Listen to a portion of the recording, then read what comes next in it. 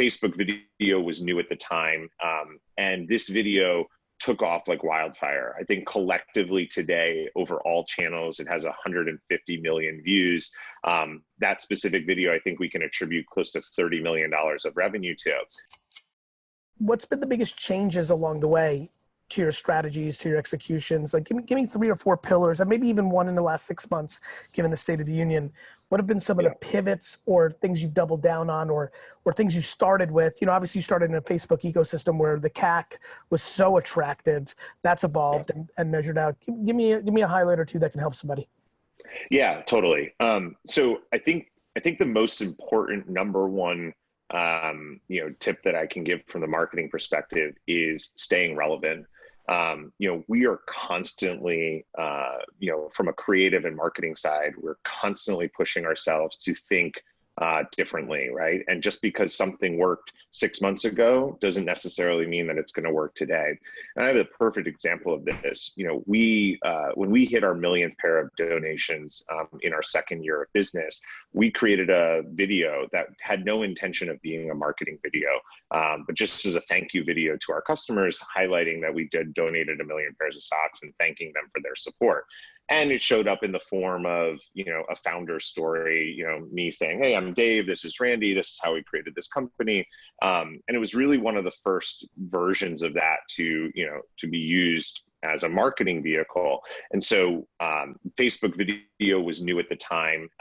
And this video took off like wildfire. I think collectively today, over all channels, it has 150 million views. That specific video, I think we can attribute close to $30 million of revenue to. And, once that video took off. Is that right, David? I'm sorry to interrupt. Do you feel, it's funny because I just may hit you up on a favor because we're trying to make people understand that video on these platforms really matter. Do you feel, and I know how hardcore quant the DNA is of your org, you feel confident or like solidly, and heck, even if you're off by 10 million, that you feel you can attribute 30 million in revenue to the video? 100%. I need to talk to you about that offline. If you it could be a win-win for both of us. So I'd like to talk to you about that. Keep going.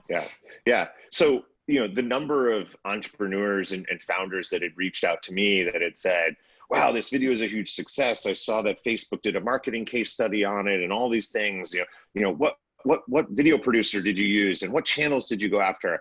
And I was like, dude, it's too late, right? Like that story's been told, that mechanism's been used. I always said, it's like, if you tried to go out and create the Dollar Shave Club video right after, that debuted, it wouldn't land with consumers. So, we've built an internal marketing agency and creative agency within Bombas that is the engine actually, which helps drive CAC down.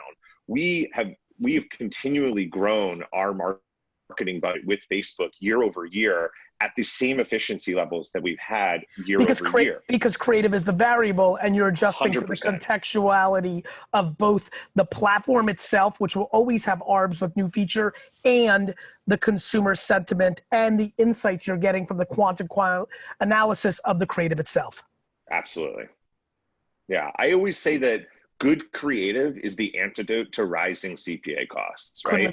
You'll have one piece of creative that could last for a year that is driving well below CAC measures for, your average CAC. And that's the creative process, right? And that's why we invest so much in branding creative.